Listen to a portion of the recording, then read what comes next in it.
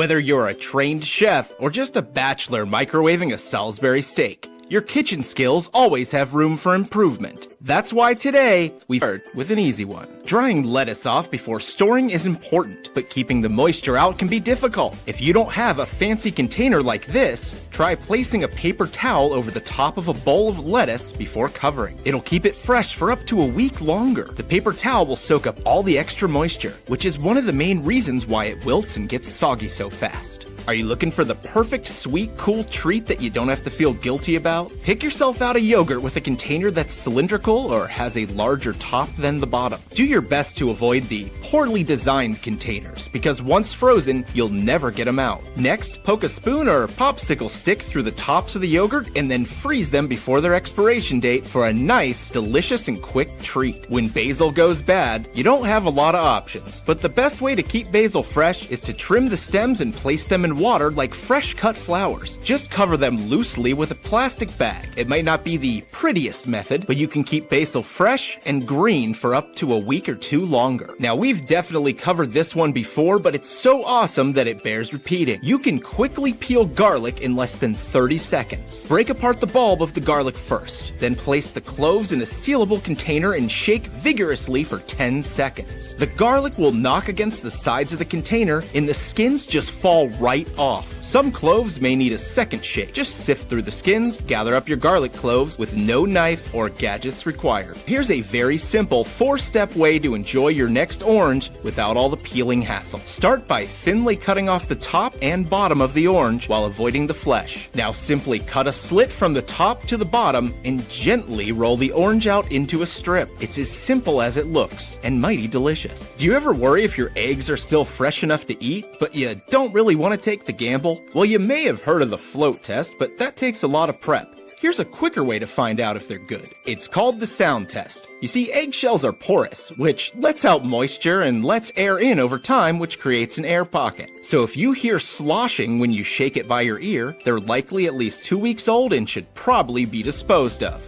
Bullseye. Did you know that there's actually a controversial debate as to whether or not cherry pits can be toxic? Well, I'd rather not get involved, so let's just avoid eating them altogether. With this simple trick, simply place a cherry upside down over a glass bottle with an opening a bit smaller than the cherry itself. Use a chopstick or backside of a skewer to poke the cherry pit and stem out while keeping the cherry remains in one whole piece. Not to mention, there's very little cleanup. Now, some of you may know the trick of rolling your fruits around to soften them before you cut or juice them. But did you know that you can get the most out of your squeeze by nuking your fruits in the microwave for 10 to 30 seconds? This will actually soften thick peels and burst tiny juice vessels within the fruit. That's going to allow you to get more juice out without all the work. So now you know. If you haven't tried frozen grapes yet, you're missing out on one of the finer aspects of life. With summer quickly approaching, now is the perfect opportunity to give them a try. First, wash the grapes and spread them out on wax paper or a container that'll prevent them from sticking. Now place it in the freezer for at least 3 hours. They make lovely replacement popsicles, and they can be especially useful for chilling wine without watering it down with ice. Of course, how you take your wine is really up to you, but some people do prefer it cold. Do you have cold or hard butter but still need soft butter for baking or cooking in a pinch? Perhaps the only butter you have is frozen or just too hard to use. Well, instead of waiting for it to soften, consider grating your butter to help it melt faster. That way you can avoid microwaves and heating elements that might melt your butter too quickly. Plus, you can use it on your bagels, toast, and cookie dough immediately.